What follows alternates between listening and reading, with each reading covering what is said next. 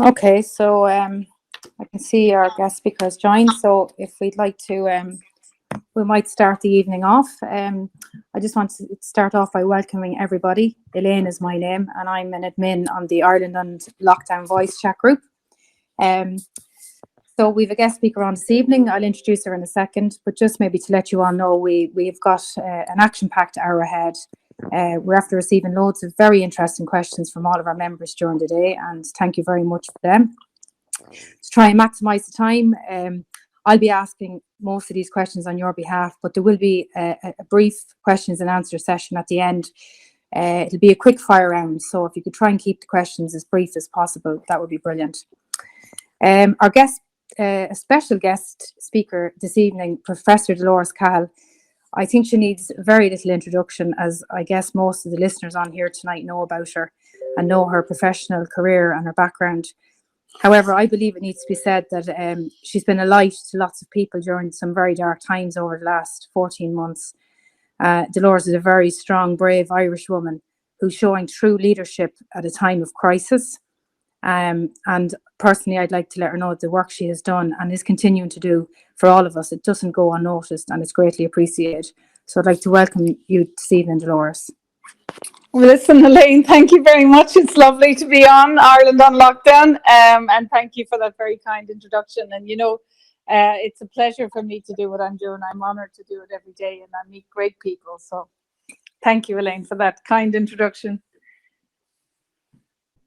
Now, Elaine, you can, if you want me to talk about something specific, you're more than welcome. Or if you want to ask me some general questions, whatever you'd like me to talk about, I'm happy.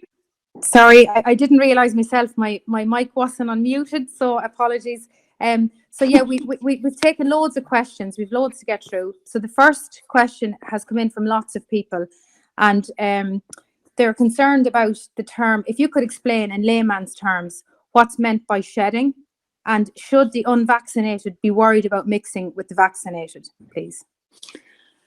So that is a really good question. And in the next, either today or tomorrow, I'm going to put up a very good discussion between Sherry Tenpenny and Dr. Christine Northuff and a whole lot of, doctors and gynecologists who've had a discussion on this as well. But I think, first of all, we should say we're all not really sure, and we don't have all the answers currently. It's an evolving situation, what's going on. So I will say what I've heard, and this is just me as Delores Cahill saying, that I don't think the term shedding is at all accurate, because now there are around maybe 90 candidate, injections, gene therapies, vaccinations, So when we're talking in general, that a lot of them, the injections are very different from each other. So we can't really use general terms, But I think, so people, I think shedding is entirely inaccurate for the mRNA, because in this mRNA, we'll say what is injected is about maybe a fraction of an entire virus. So that there is no way you can do like 1,000 fragment or, 1/500th of the virus. That is a tiny fraction of it. There's no way that you could then be shedding a virus. So shedding is not the correct term, but there is transmission of something, because there are reports from all around the world of, we'll say, people who are working with someone who's been injected. It seems to be with an mRNA injection, or people who have family members, and that they can get very tired for a number of weeks, or they have issues, including potentially with bleeding or hemorrhaging. So something has been transmitted, but we don't know. We honestly don't know. But I would say the human body and the immune system in general is adaptable, so that we will over time, understand what's going on, but we don't have all the answers. And so for the last year as well, I've been saying that we need to, under the law, be able to take the vials about what has been injected, so that we can study, because Dr. Sherry Tenpenny has taken, the last month or so to look in detail about what could be going on. And I understand from her talk just a few days ago that there could be 20 mechanisms in what's been injected that is potentially making people very sick, and would have nothing to do with any potential virus. And some of the adverse events can include clotting, cerebral palsy, tremor, blindness, deafness, issues with inflammation of the testis, and issues with inflammation of the uterus, which results in heavy bleeding. And also there are issues around clotting. And I suppose just to say again, there are prevention and treatments available for this SARS-CoV-2 or RNA influenza-like illness. And the preventions include vitamin D, vitamin C, zinc, hydroxychloroquine and zinc, and ivermectin, so that there was never any need for the lockdown ever, and there's no need for any of the measures of social distancing and masks.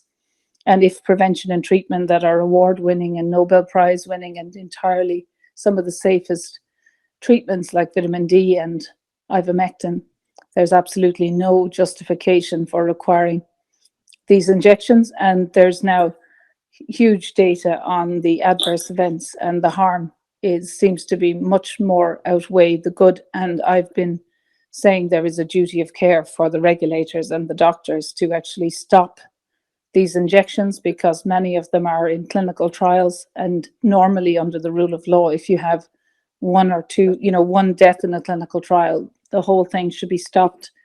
And I would be calling in Ireland and across the world for all of these SARS-CoV-2, COVID-19 injections to be stopped, and to people not be coerced. And if people want to volunteer to get them, they have free will, but this is a clinical trial and they're entirely unnecessary, and the harm is outweighing the good. And medical professionals and the regulators and the politicians have a duty of care, and the media, to inform people that there are significant adverse events been reported in the European Union, in the United Kingdom, and in the US. The Centers for Disease Control, the adverse events data is publicly available, and the harm of these injections are much worse. So we were saying last year that the harm could happen weeks and months ahead, and some of those were related to all of the issues that we've seen. There was zero mRNA injection ever approved for safety use because of the significant and complex adverse events that were happening months and years after the injection. And that seems to be exactly what now, a year later, is exactly been played out. And a lot of it has not been seen before, because the illness and death in the animal studies and the initial people injected were so severe that they never went on and kept injecting people. And the last thing I'll say that I find particularly worrying is that the National Immunisation Advisory Committee in Ireland last week, so at the end of April 2021, is recommending these injections for pregnant women. And I would say that this is entirely wrong. And I'm looking personally to write to, that this decision should be reversed. And we should, I was talking with colleagues and lawyers in the UK today, and that an injunction really needs to be made to stop doctors and the government injecting pregnant women, because I would predict that there would be significant harm, and they're entirely unnecessary, but significant harm to the mother and the unborn child. Yeah, that's kind of scary, but you've mentioned duty of care there. You also mentioned hydroxychloroquine, and one of actually Helen, one of our listeners tonight, was asking, where can you get hydroxychloroquine in Ireland? It seems to be very difficult to get, while the vitamins are much easier to obtain. Have you any idea? I assuming you need a prescription, but even at that, we seem to be finding it hard to get somebody to prescribe it. So what would you recommend there? So now, I'm not a medical doctor, and this hydroxychloroquine and zinc is some of the safest medications, been around for 65 years on the World Health Organization, essential medicines of the world. So I think what people need to do, if people want to take action who are listening to this, is write to your doctor or your GP and write to the medical council simply, and if you want to put it under a notice of liability, and just ask the doctors, are they going to prescribe hydroxychloroquine and zinc for people who have the appropriate symptoms? And if not, why not?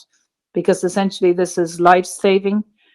prevention and treatment. So it would be like if you had pneumonia and doctors decided not to prescribe antibiotics and just tell people to go home, and then if they get worse. But I think the thing is as well, the SARS-CoV-2 was really only seasonal in 2019, 2020. And so why I'm involved in the PCR sequencing consortium is that doctors have a duty of care and are required to actually sequence any test results, you know. So if they're saying people have SARS-CoV-2, a positive PCR test or a negative test is not sufficient for diagnosis, and the doctors should be sequencing the tests. So people should be writing to them, and then they should be giving treatment. So the answer is, I don't know which doctors are. I know there has been some guidance from the Medical Council and the manufacturer to say that they had doubts about hydroxychloroquine and zinc, but these are all entirely unfounded. So what I would be asking people to do is to just write notices of liability and write to their GPs and say, are you giving it? And if they don't respond, you know, you can follow up with asking them again. But the real question is that if doctors were to prescribe hydroxychloroquine and zinc or ivermectin, or inform people that nutrition and vitamin D, and that has been shown now, vitamin D deficiency, to be one of the hallmarks of people who do actually suffer most in these influenza-like illnesses, that if doctors inform them and if they prescribe them, we would, every one of these deaths would be avoidable, including prescribing hydroxychloroquine and zinc or ivermectin.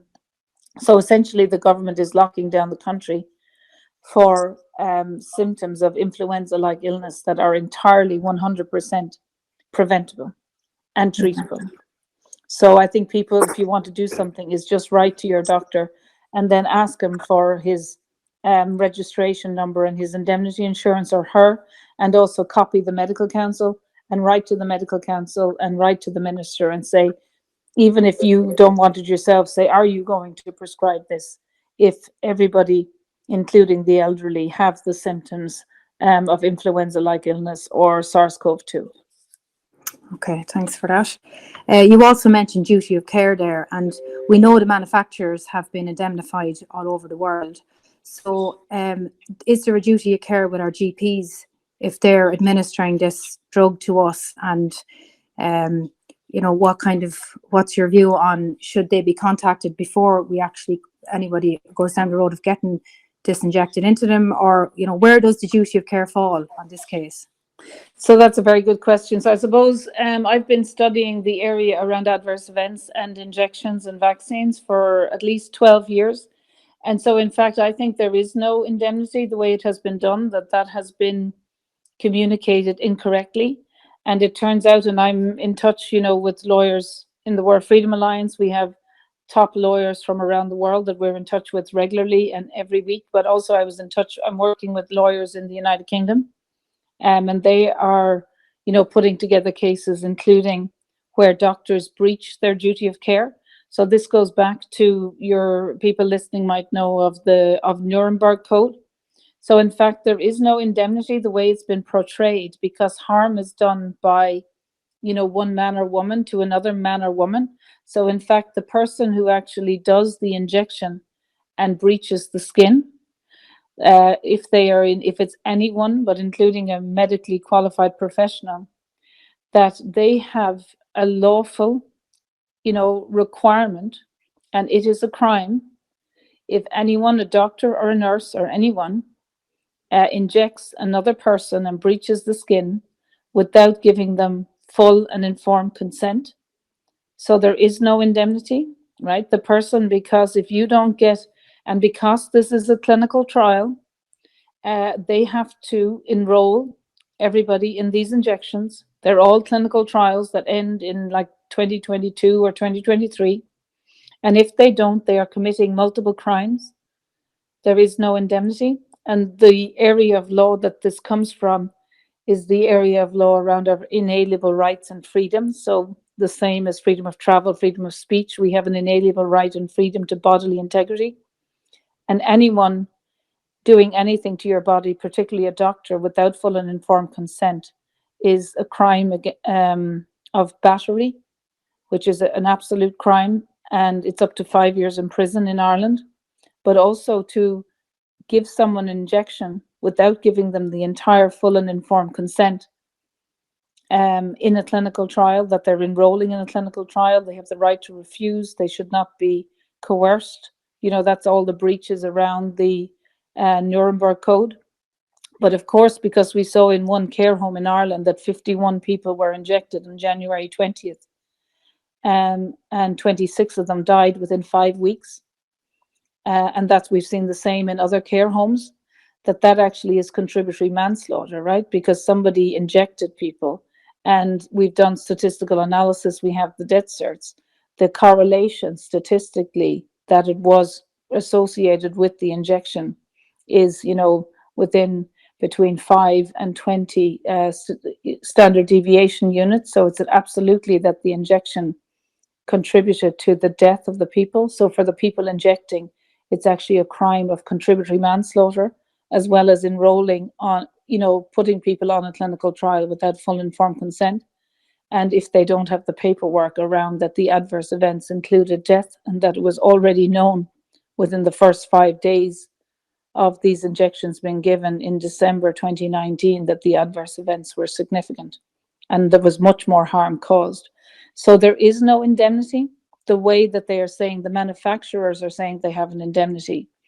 And a lot of people are saying that in all kinds of areas about forcing people or coercing people into PCR testing, I'm just doing my job.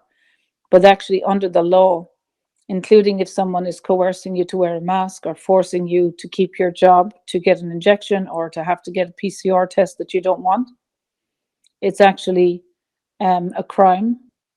And the person who's actually telling you you know, in doing the injection is actually the person that is contributing to the harm. And if they haven't properly given consent, if they haven't enrolled in clinical trial, if the person has adverse events, you can actually go back to the person injecting. And if they are a doctor, the doctor has medical insurance. And because these crimes are around the area of medical negligence, and potentially if it's people working in the HSE, it's malfeasance and misfeasance in public office, or it's contributory manslaughter. And especially if it's, you know, the kind of crimes are against sections of the population like the elderly or pregnant women. I was working on interviews today, and we're working with absolute experts in the United Kingdom for crimes against humanity, and people putting in that have put in the criminal complaint against Minister Hancock in the UK, that these crimes are actually crimes against humanity, and including the media and the politicians, but that there are mechanisms under the rule of law that we will be able to go after. You know, we are now tracking. We have the death certs in Ireland. We have the doctors who signed those, the coroners, and there's actually a relatively small number of people that have been responsible for doing the injections in the HSE, and we know the names and addresses of the 700 GPs. You know, so that those individual people can be held to account by the families. You can actually do it under putting them on under notice. You can make a claim from the doctor's medical indemnity insurance, and they can be reported to be struck off from the Medical Research Council. So we have, in the World Freedom Alliance, drafted letters that were sent to all members of the European Parliament, and myself and Monica Hellberg on behalf of the World Freedom Alliance last week. We had over 1,000 people write these letters. So we do actually have, and I'm working very closely with the Freedom Alliance in the island of Ireland and the United Kingdom. There are now thousands of people and thousands of families affected. So we will, over the years to come, empower individual families by giving them, they're already available on freedom-alliance.org and the World Freedom Alliance templates to write to the doctor and to the coroner and hold them account. And there is no time limit on these crimes. So if people find out in 5 years or 10 years, or the adverse events emerge over 5 or 10 years, those doctors and the ministers and the media that are not allowing this information out can be held to account by the individual families. So that information is already there, Dolores, where people can go and download the templates and stuff. Yeah, so the templates now in Ireland, we're trying to stop these vaccine passports, first of all, in the World Freedom Alliance. So if you go to worldfreedomalliance.org, there are template letters there and documents. The initiative is called European Spring, Hope and Accountability. And under the documents section, there's a Word template.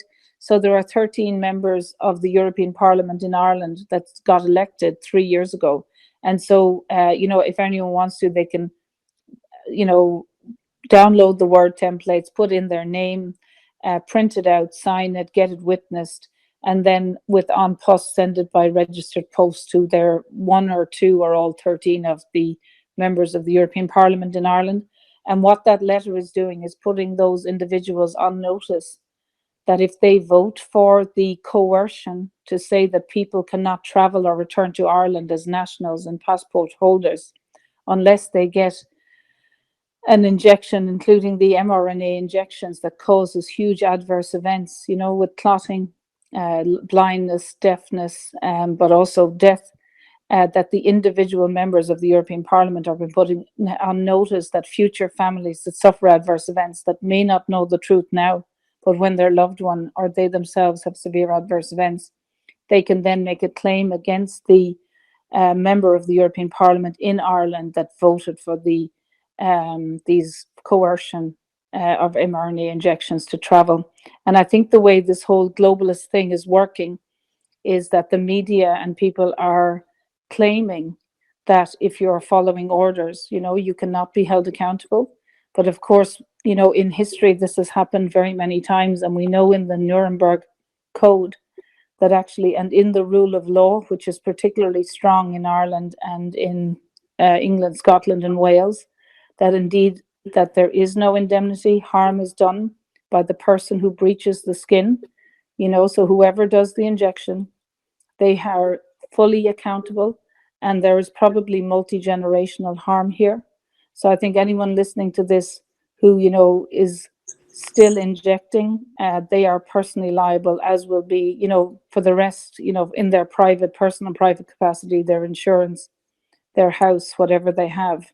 And the reason is, I think what we don't want to is be saying that people should be taking cases against doctors and nurses, but really people cannot be making a living by injecting something that should not be. The clinical trials should be stopped. If you had anything like a car or something that was causing huge harm, there would be an onus on the regulated bodies and on the departments, of transport, or in this case, health, to actually stop the harm and stop the death. So these are entirely unsafe products, and anyone ignoring the significant adverse events, but deciding that they are going to make a living by injecting this, I would be saying they should actually stop doing it and go walk away from this and say, no, there is huge issues with this. I will not actually inject anyone.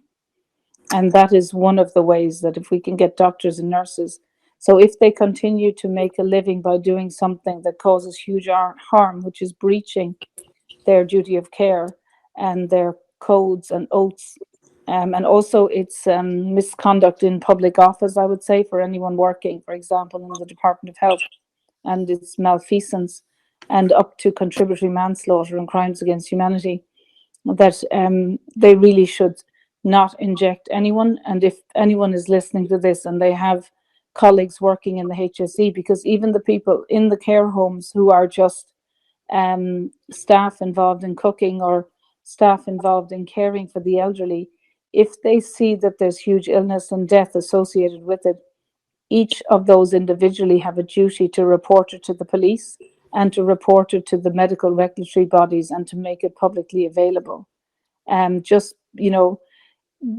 There is huge deaths going on, and has been huge deaths, and there's huge illnesses in the care homes since the injections. And I've been traveling around the country, and I've met people, and I've met care home workers who are very upset at the situation, but actually they have a duty of care to come out and to inform the families what's going on in the care homes. And there is no need for the elderly to be locked away in the care homes. if the prevention and treatment was made available, families can go in and talk to these elderly.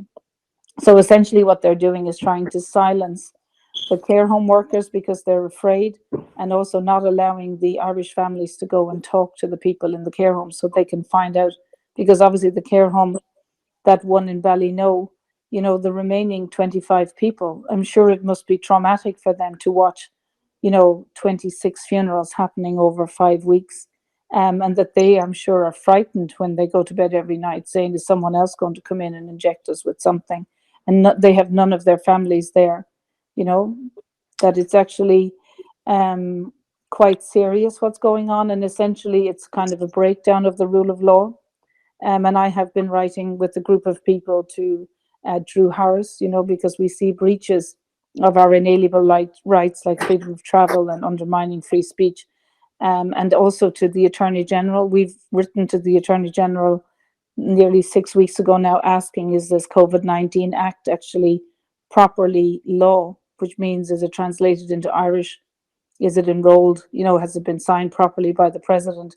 And the Attorney General has not written back to us, which may mean that this COVID-19 Act is not law, is not the law of the land. So therefore, all of the kind of HSE, you know, things about saying people can't go to work or families can't see their loved ones or people can't meet is actually not the rule of law. And they should know that, as should the President and the Prime Minister. And it is a serious issue if the police and the Attorney General and the Prime Minister and the President are trying to enforce something that's actually not law. And it also is a breach of our Constitution, including our inalienable rights that are protected and cherished and enshrined in the Constitution. Brilliant. Thanks for that, Dolores. Loads of food for thought and loads of information. I've been writing like mad, but it has been recorded, so we'll be able to hear it back after, thankfully. Just Elaine. one of the reasons why I've heard a lot of people say they would get the vaccination is because, well, I won't be able to travel without it. So there's a question in from a girl called Steph. I know, Dolores, you're involved in the Freedom Airways. You might give us the Freedom Airways, the airline. Yeah. Could you tell us a little small bit about that? How will the flights be a lot more expensive? What kind of countries can we expect to travel to, etc.? So I mean, so we did have flights that were coming, for example, from Stockholm to Ireland, and we had complied with everything. And then the government of Sweden passed something that made so that the flight could not take off, even though we were compliant. So, but I suppose this is related to, so Freedom Airways is there. It's freedomairway.com, or it is the Freedom Airway Freedom Travel Alliance. So we are actually doing, interactions with freight providers and also hotels around the world. And basically that if people, the main issue we have currently is people who are traveling on other airlines. We have, I think about 25,000 people have signed up to Freedom Airways that they want to, if they're using other flights, to actually avoid or get information how they cannot be coerced to be PCR tested and not to be vaccinated, and how to avoid quarantine. So I think we have now maybe 10 people that are working with us on part-time or full-time basis on Freedom Airways, Freedom Travel Alliance. And a lot of what we're doing is providing information for people traveling on other flights. We have people who want to invest in Freedom Airways as well and have invested by membership. And we are planning to buy our own, either to lease long-term or to lease on a flight-by-flight basis, or to buy our own airplanes as well.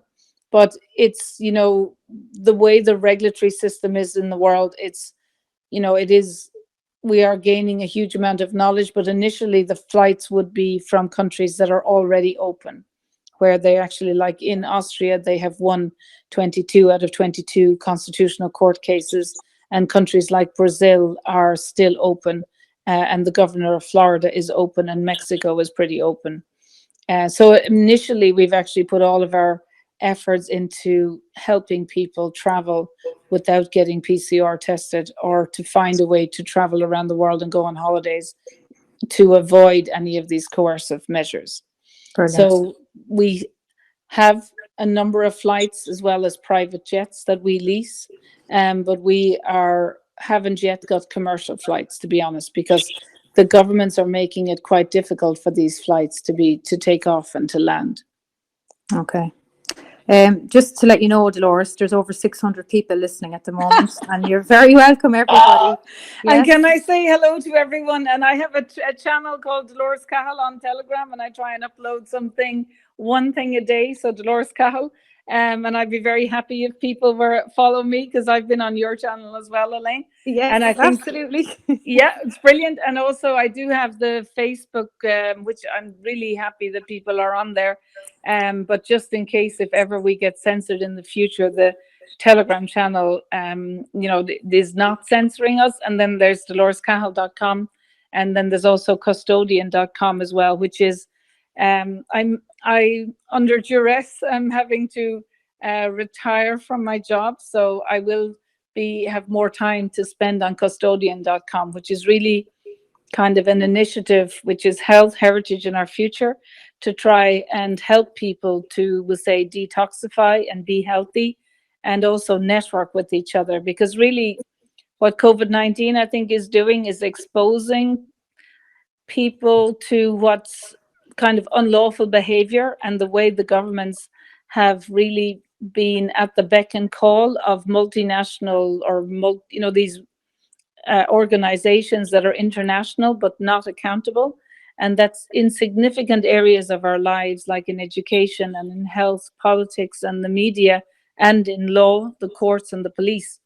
That people are, bringing in things that cause more harm than good, have not really been risk assessed. And even in the area of food, it's actually very difficult to get very healthy, nutritious food. And, we know that a lot of, we'll say, Irish high quality produce like potatoes, and I think 90% of our potatoes are exported, and our onions, and a lot of our meat is exported, and that Irish people are actually then eating imported, produce that is not nutritious.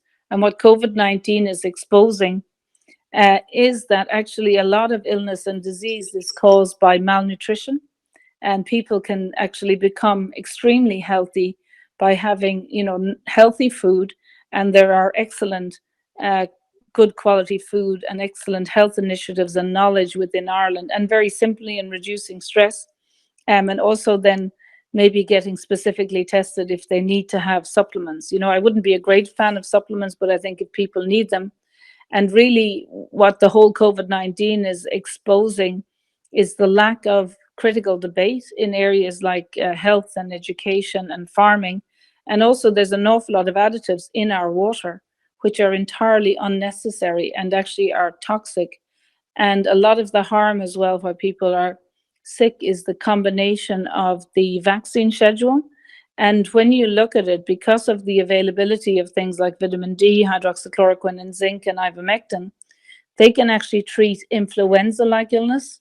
So the harm, I would say, of the influenza injections, the annual ones, are probably causing much more harm. And I've been studying the adverse events for many years. The adverse events include things like autoimmune disease, allergies, neurocognitive decline, and impairment. And, they can cause infertility and stillbirth, as we see if they're injected. And I would say that we really should stop all of the injections the way Judy Mikovich has done. It's actually, the harm is related to the vaccine schedule. And now that people are aware that if you eat well and you have prevention and treatment for influenza-like illness, and many of the injections are entirely unnecessary. If people want to go to the doctor, fine, that's their free choice if they're given the informed consent. But I actually entered into this role in public life because of the harm caused by the HPV vaccine when my daughter was not given full informed consent. So one of the initiatives I'm working on this Project Accountability is that we need everybody to write to the principals in the school. They should not be, the principals and the governing boards of the school are personally liable, because they have, if they are, allowing injections to happen in the school, then it is really the principal that is responsible for the harm caused. And if they're trying to do this for COVID-19 or for HPV, I think everybody should be writing to the school. And if I was people on the boards of the schools should actually, if they were informed that they have a liability for the harm caused, and we now know with the HPV vaccine, there's huge issues with adverse events, autoimmune disease, infertility, that I would certainly not be on those boards in the schools. And that really, if parents want to go to their doctor and get them, but they shouldn't be just, where the information from the HSE does not give full and informed consent. I would say that every year the principal, is causing huge harm, and they should be held to account, and they are liable in their personal and private capacity because the principal is in loco parentis or whatever. And so I think this is what we're seeing in COVID-19 as well. They're trying to push these injections on people and not tell them that they cause harm. So really, this is exposing a lot of, I would say, unlawful behavior, because anyone getting an injection, been told by the media and by the GP, though this is all fine, you really need it, there are no other options, and not been told of the adverse events associated with the HPV vaccine or with this COVID-19 vaccine. I think, they should be held to account to try and stop this. Yeah, and it's interesting. We actually had Eileen Oreo on. Oh, yeah. Yeah. She's written a very good book, The HPV Vaccine on Trial. And it's well worth a read. There's a whole chapter on Ireland in that book, and that's great. And she actually came to visit me. I have meetings in because part of the thing, I have a place in Athy that, which is the base of this custodian, and custodian.com is trying to network people. And I suppose what I will be doing in the months ahead is to try and bring people together that if they are taking the HSE or the National Immunization Advisory Committee or the principals of the schools or the doctors, that they can meet and exchange information. But those notices of liability are already there. They're on, we'll say, freedom-alliance.org, which is the Freedom Alliance for the island of Ireland. And there are notices of liability. I know Tracy O'Mahony has them on her YouTube channel after her videos as well, and the World Freedom Alliance. So I think what this is about is for people to realize that everyone, for all their lives, have the freedom of travel, freedom of speech, bodily integrity, and property ownership, and freedom to assemble and freedom to associate. And nothing written down can take away those freedoms. And in a way, it's almost like people have been almost lulled into thinking that they don't have to kind of almost take charge of their own lives, and that they have maybe been lulled by the education system and the media and the government to think, well, the government will look after me, or the government will look after my family. But really, we have been failed by, the pillars of society, by the medical professionals, the politicians, the media, the courts, the police, Now, that's not saying in all of the World Freedom Alliance, the World Doctors Alliance, the Freedom Alliance in the UK and all over, we have very good people in all kinds of professions that are volunteering to help us and work together. But the vast majority of the politicians, the media, the courts, the police, the education system, they are failing people. They are censoring people, saying that there's significant harm. They are not saying there was actually no need to lock down the country, and they are implying that absolutely world safe and effective treatments like vitamin D3 and zinc and hydroxychloroquine and ivermectin will not sort all this. There was no need for the lockdown. Therefore, all of the economic harm is unnecessary. And so people have been lulled to think, well, the government will look after me. But in fact, they are doing the exact opposite. So now it's almost like a transition of people to stand into their maturity as adults. And it's very simple. You have freedom of speech, really bodily integrity, and no one can do anything to your body that you don't consent. And if they do, that's a crime. And why people might think, okay, this is a huge problem, But really, all we need is one precedence case. So in the United Kingdom, there was an absolute precedence case about the masks. And I was in touch with the people from the Lawyers from Liberty today. And they are the people that won that mask case. And that was a mask case that showed that the masks cause huge harm that will last for many, many years. And so if there's a parent there and you are allowing your children, you are, consenting in a way, and that your children go to school because, oh, well, everybody in the class is doing it, or your child is 14 years old and they want to wear a mask. They're only doing it because everyone else is doing it. And that is not the kind of society that you as a parent have to get your 14-year-old and get your 14-year-old to talk to their friends and say, these masks are preventing us breathing properly. There's also a huge psychological issue with the mask that causes anxiety and stress.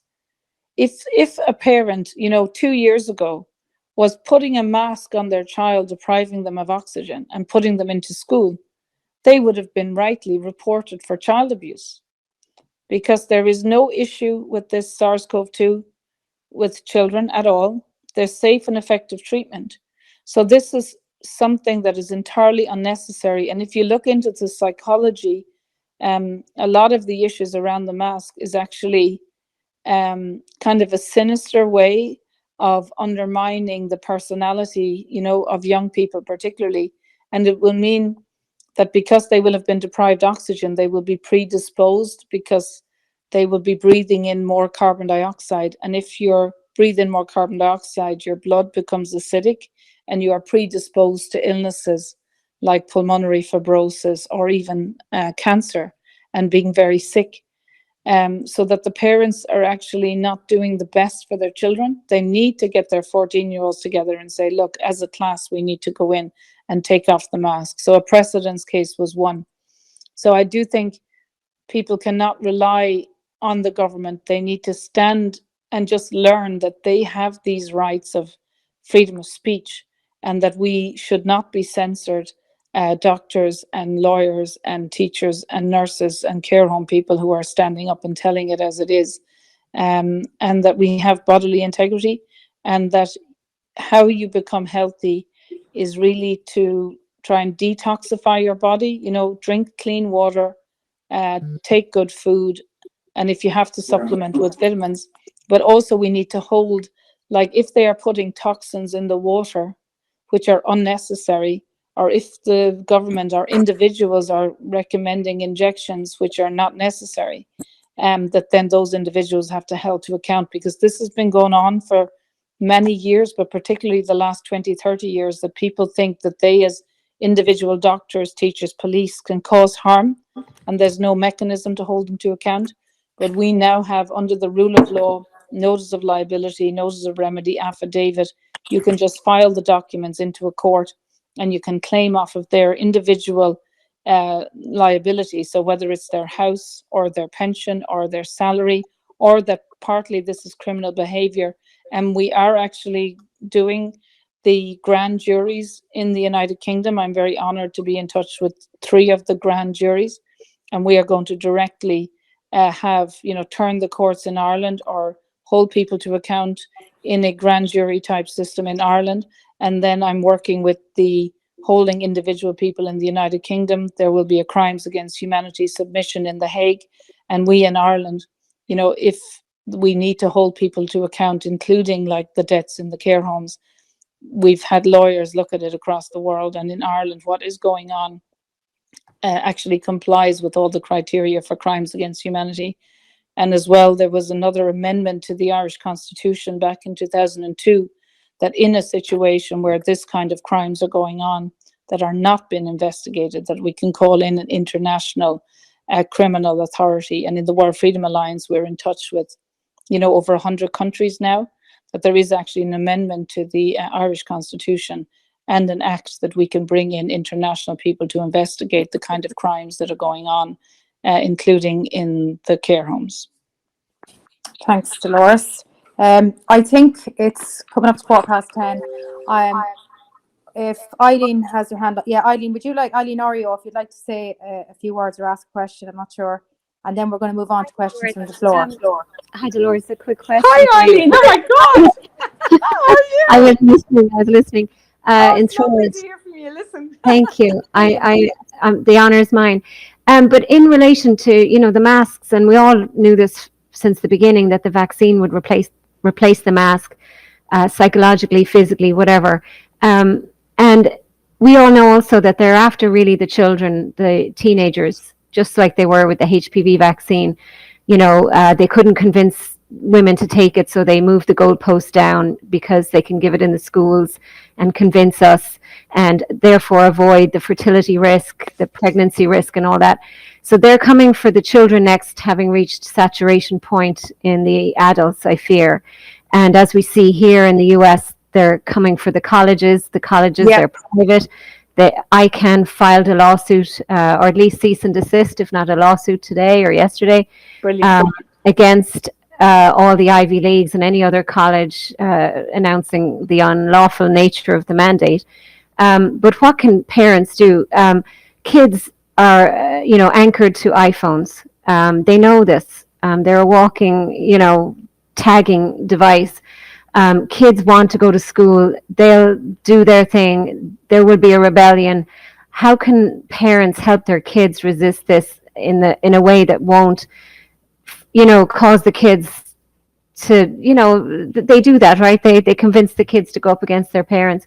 But also, how can you get remedy quickly? How can you get your child into university, into college on that first day when they turn around and say you need your vaccine HSE card? What's the quick remedy? I know you said the notice of liability and file it in court, but not everyone will be inclined to do that, or there'll be, we don't want confrontation. How do you get them in the door when they're saying, no, sorry, you're barred? Now, that's a very good question. So the other thing is, for notice of liability, you don't need to really file it in court. You just write, it's usually one page. You file it to like the president of the university or whoever the administrative person is, right? And those notices are on freedom-alliance.org. So it's just one page, and I will be working on them as well.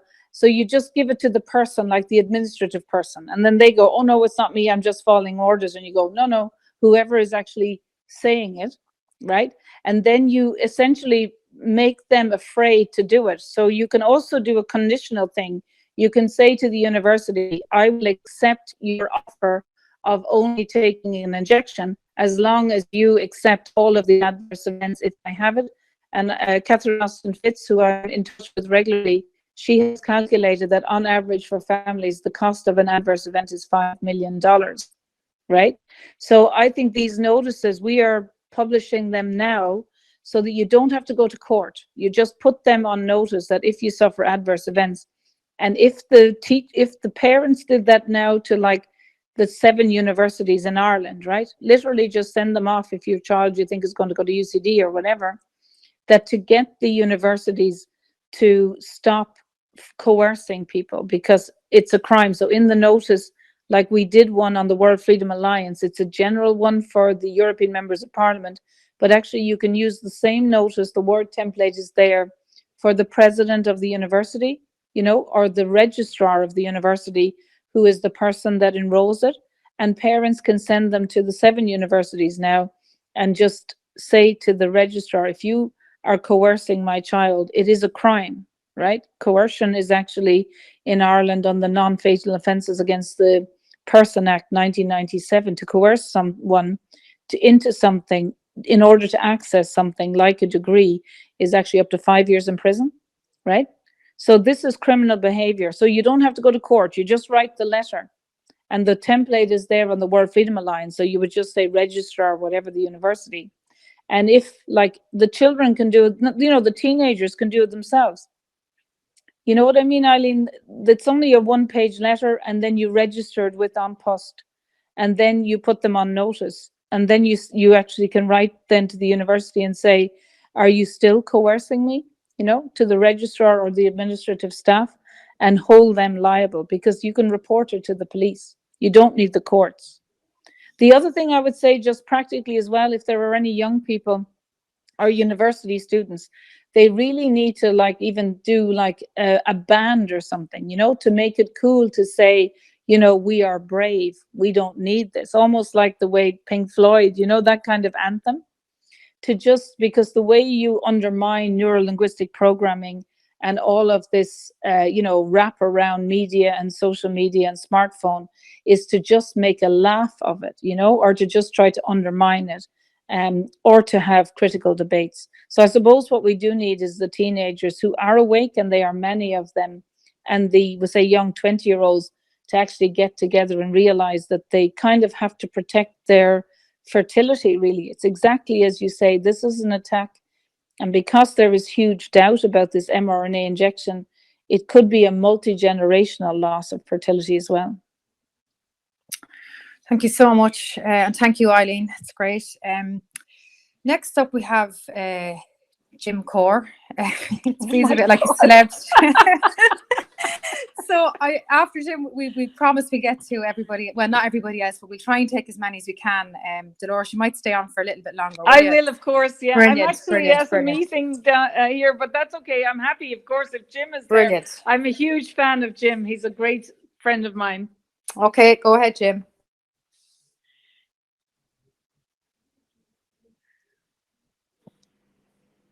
Jim, you have to unmute your mic. No, well, we'll get him in a sec if he doesn't come back. But the next best to Jim Core is our John. If you'd like to ask a question, John. Perfect. Thanks, Elaine. I just want to say thanks for your time, Dolores, and I echo all the positive statements. Thank you. All the work that you're doing for Ireland at the moment. Just in relation to Rainer Fuellmich, he's obviously a big inspiration for a lot of people. A lot of people follow him, and he's developed quite a cult following as of late. And I just saw, just before we started here, there was a kind of a landmark case in Ontario, Canada. I think yourself was involved in Rainer Fuellmich. Just wondering, has Ireland actually officially joined his class action lawsuit? Like, is there legal professionals from Ireland that are actually working on that in conjunction with him? So the thing is, I've seen that myself now. I have said to Rocco Gelati in Canada that I would support his one, and I'm supporting what Christopher James is doing, but I'm not sure if that is actually true, that report with Ryan. So, I've been on the Corona Auschwitz with Rainer Fuellmich about 3 or 4 times, because Rainer is doing this. It's almost like Nuremberg investigations in real time in Germany. Rocco Gelati is doing various, submissions and has done in Canada, but I'm not sure that report that you mentioned is accurate. Just so you know, because Rainer Fuellmich is not doing a case in Canada, he's doing cases in America. Okay, thanks for clarifying that. Yeah, but Rainer has a number of precedence cases, but the other thing Rainer is doing is practical suggestions. So what he's saying is, for example, they have like ARD, which would be the equivalent of RTE, that get licenses in Germany. And about 6 months ago, he said that the people who are awake, so there was a 3 million people rally in August 2020, right? Which was a significant rally. And Dr. Heiko Schöning was one of the leaders in it. And Dr. Heiko Schöning is vice president of the World Freedom Alliance and the World Doctors Alliance. But Rainer had the idea back then that people should not pay, could potentially, if people are being censored and health information is censored, that he said that people should move the money that they were paying to the state. And he was setting up a media organization to be a platform for free speech and medical and health information. So that was a practical thing we did. The other thing that Rainer Fuellmich realized, which is the same in Ireland as well, is that everyone has the right, if you are a member of a political party or an association, or even if you're any kind of group, that you can meet and no one can stop you, and you can actually serve food at those kind of events. So he recommended that if you lived on a street, like High Street, you could have an association for people on your street, and then you could open a restaurant, you could open a pub, and they invited the police in and said, we are an association. Or if you lived at number 1, whatever Hill Street, that number 1, just that one house could be an association, and that could be a restaurant or a pub, and the police couldn't do anything about it because we have inalienable rights of association and assembly as part of membership of organizations, as part of our inalienable rights. So people have done that all across Germany, you know, thousands of it.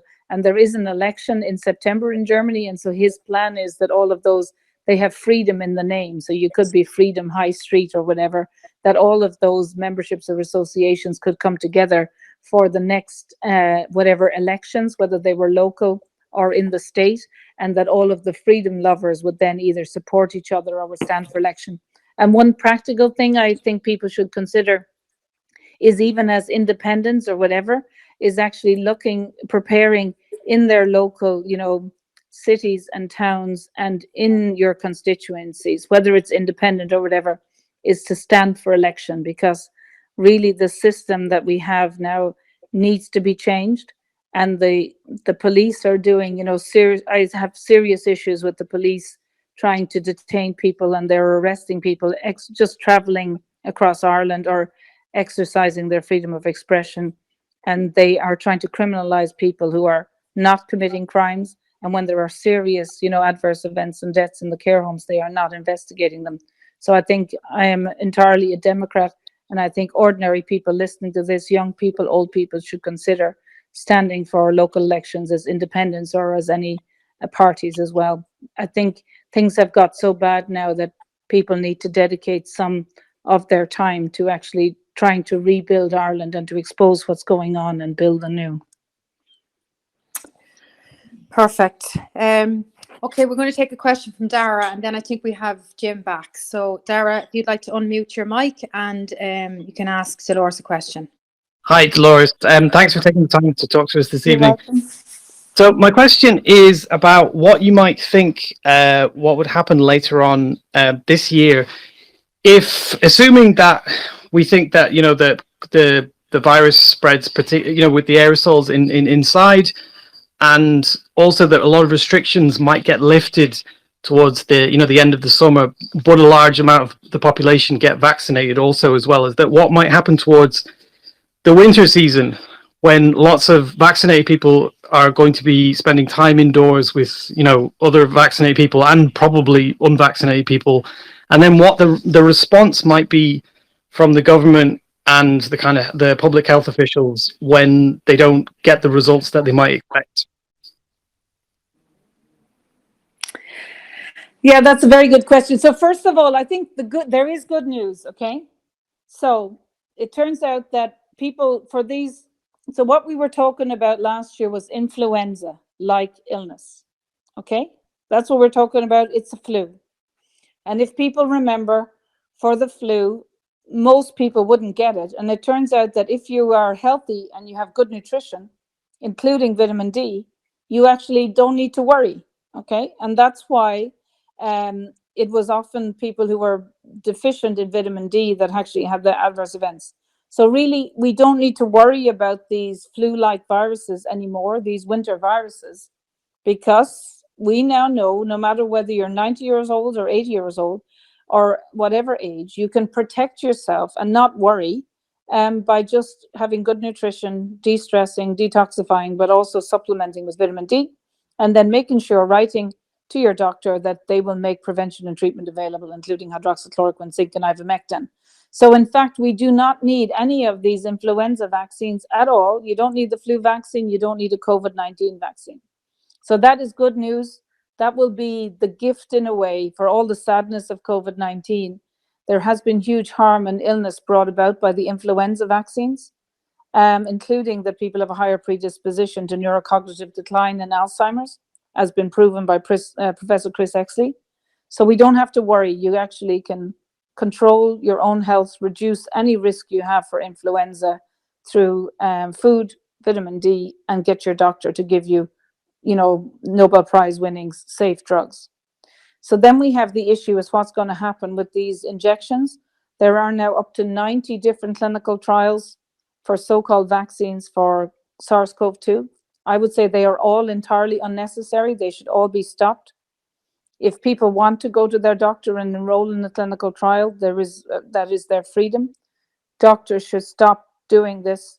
And so what Dr. Sherry Tempany has said, and what I came out a year ago, is that these mRNA are priming the immune system to not protect you from any kind of infectious agent but they're priming your immune system to attack your own body, which can result in chronic fatigue, chronic illness, chronic tiredness, or that you would, if coming across a similar infectious agent, start going into organ failure and die. Okay, so I am saying that probably people who get the mRNA injection may die within 3 to 5 years, or may have reduced life expectancy or increase in illnesses. But what Dr. Sherry Tempany has done in looking at what is going on with these mRNA is that she has said there's up to 20 different mechanisms of illness that has been triggered by the mRNA. So we don't know, it might happen in a year, it might happen in 2 years or 3 years, but the people who are getting these injections will present with different symptoms, but they may be the adverse events. But because there's multiple mechanisms going on, we don't know. I've been calling for a repository of what's been injected.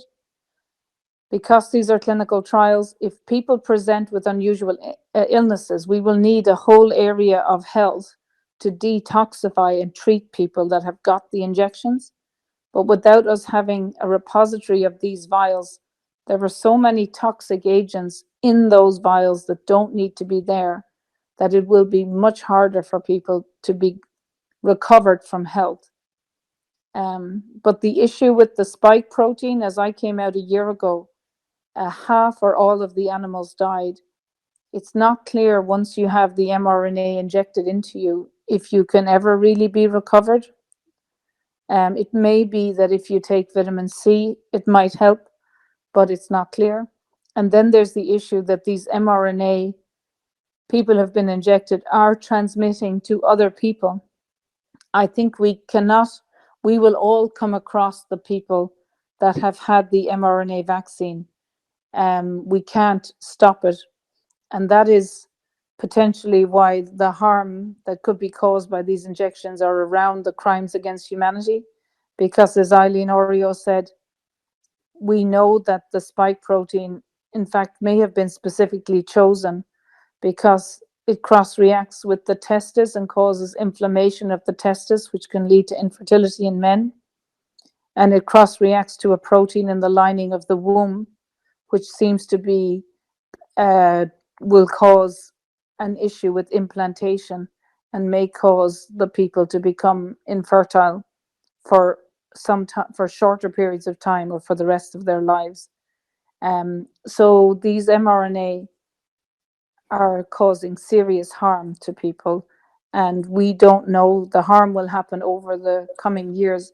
And if you look into issues like the World Economic Forum or the documents behind the United Nations Agenda 21, that I've been looking into this since 1997, but in 2002 I read a document which had said there would be a huge reduction in the life expectancy of the world between 2020 and 2025. And I back then made the connection that it was around the injections, and when one was raising issues about adverse events and death, there was no interest in it, and it was very difficult to stop. So what was planned was, say, or written about, that I read 20 years ago, but has been written about over 40 years, is actually happening now, that this mRNA injection is not only causing huge harm now, but is going to affect and result in chronic illness, a reduction in life of everybody, of their healthy life or their overall lifespan for everyone, I think, who's injected with the mRNA, and may cause issues around fertility, not only with those injected, but with significant numbers of people. And that is why there's absolutely no reason why any young person should get this. So even if a grandparent is listening to this, and even though it's hard to talk to people who are not aware of what's going on, we really need anyone who's listening to this, who's a barrister or a solicitor or whatever, to injunct the people that are trying to force these kind of mRNA injections on young people or pregnant people. It has to be stopped. Definitely. Oh, that's stark, Dolores, but true and honest. So, have we time for a couple more questions? Yeah, we do. Yeah. Brilliant, brilliant. I'm happy out here. So, next we have Tomash. Again, if you could keep it brief, Tomash, so we can get maybe a couple more in, please. Thank you. Yeah, hi, Doris. Hi, Tomas. Just a quick question on Testgate. Maybe just if you could give us a timeline on when you think that will be kind of in use, and would the use case of, for example, you were denied your flight because of a false positive, or maybe your child in school, was moved out because he was false positive. It could it be used for legal compensation, to prove that this was actually false positive and this was a dodgy PCR test, but maybe that might not be a use case. So timeline and use case and questions. Yeah, no, they're great questions. So people should know we're trying to do the PCR sequencing consortium of the world, and it's with Jack or James Lyons Weiler and Professor Shin Lee in Yale University. So all of the money is going to Professor Shin Lee. We're trying to raise 300,000. We're no way near that, even though we are talking to some people who are considering investing significant amounts. But the test gate is to sequence the PCR tests so that any doctor or whatever, you would never go from just a positive or negative PCR test. That's not how these tests work. And the reason, as you probably everyone listening to this, is that you can get these huge issues of false positives, which means you have a bit of DNA, but you don't know if that's human DNA, if it's pneumonia or whatever. But where the doctors have a liability, or the airlines, of denying people the test, well, first of all, it's entirely unnecessary, as you know, but the doctors and anyone doing that testing has a duty of care to sequence it, because a positive test could mean you are positive for pneumonia, or you're positive for influenza, right? Or something else. It's just an error in the test. It's positive a contaminant. So the doctors are professionally liable, that they should be sequencing those tests to confirm what they are. And from people who have done testing, that when they do the sequencing, it is things like influenza, adenovirus, or it's just contaminants of the test or human DNA, which means that a negative or a positive has got nothing to do with SARS-CoV-2, and therefore it's got is inaccurate. And where the doctors have an issue is that they need to sequence it, because if it's influenza or pneumonia, they should treat the person for pneumonia, and not just by having it positive doesn't mean it's SARS-CoV-2. Of course, the testing is entirely unnecessary, because what they're doing now is there are people with cancer who have cancer that do not want to have their bodily integrity infringed by having to get a PCR test for something they have no symptoms. So they're being denied treatment in Irish hospitals for symptoms, that are resulting in their lives being shortened by cancer, by trying to be forced to get a test for something they don't have symptoms for. And I think for people who are awake, the whole thing is crazy. The PCR testing is entirely inaccurate. But part of what sequencing the PCR would do would be that if Aer Lingus or SAS denied you travel, that you could actually sequence it and prove that it wasn't SARS-CoV-2 and that they should deny it anyway. But I just think this whole testing is like the globalists, bringing a whole testing industry and taking huge amounts of money from our healthcare system for something that's entirely unnecessary. So the companies that I have were involved in actual testing for early diagnosis of autoimmune diseases, but I would not want to be doing any testing at all. It's entirely a waste of time. It's unnecessary. Just people who have symptoms should get prevention and treatment, and it's not needed.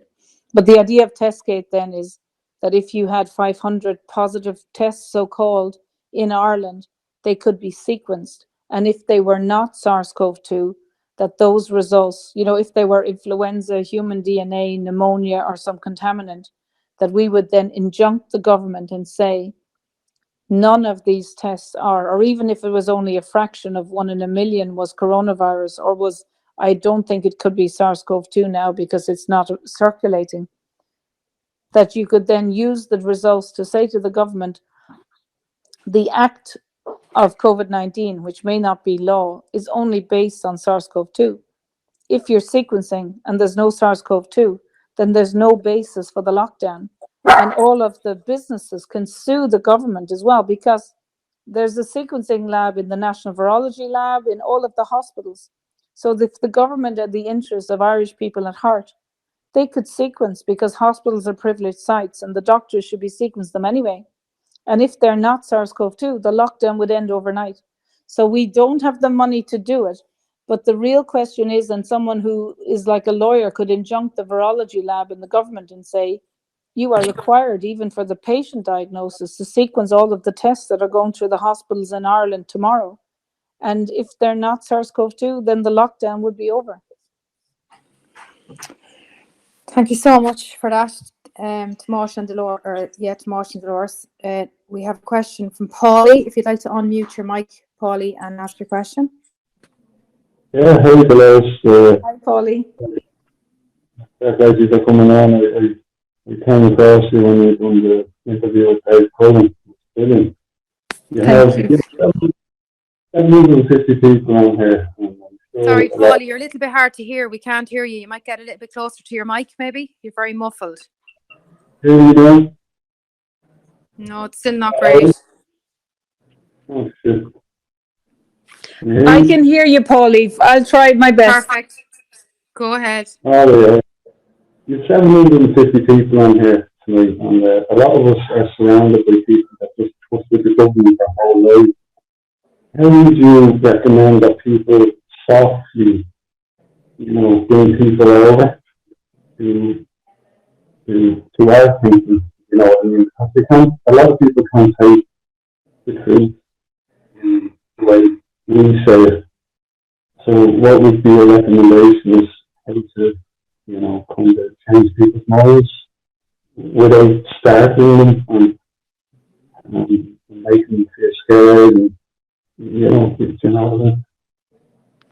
Yeah, so in case people didn't hear, the question is, all of us in our families are surrounded by people who are not aware of what's going on, and what is a gentle way to actually try and talk to them.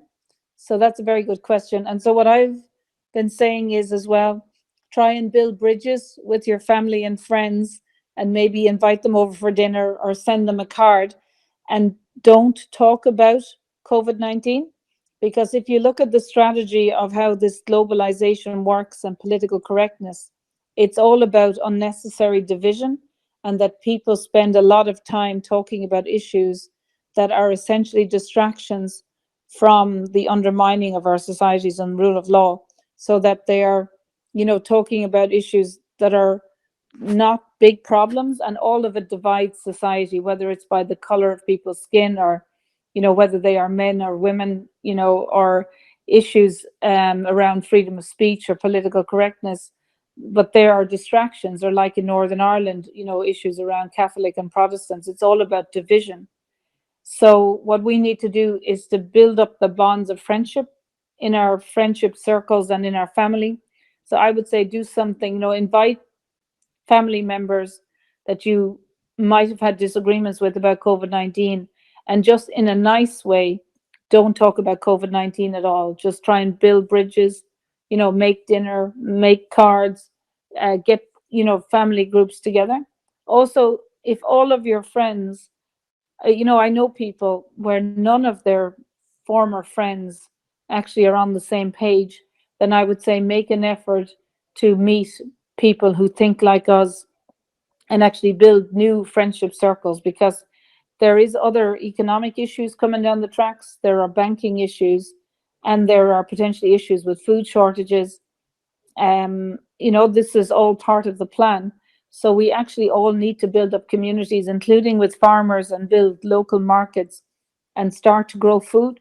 So even though it might sound very basic, but if you actually join groups that you plant potatoes or you plant cabbage or do something simple, and if you can get your family on board to just engage with them in a nice family way, and decide maybe let's not talk about COVID-19 at all, because really COVID-19 is a way of literally causing fights in families all through the generations, and and it's worked very well.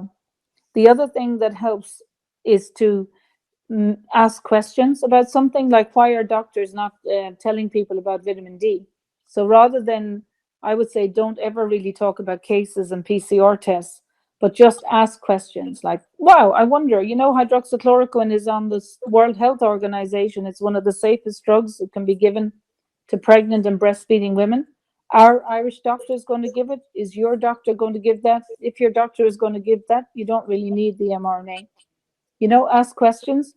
And then the other thing is, there are some people who are very funny. So humor is a way of breaking down this whole hypnosis. Is called neuro-linguistic programming.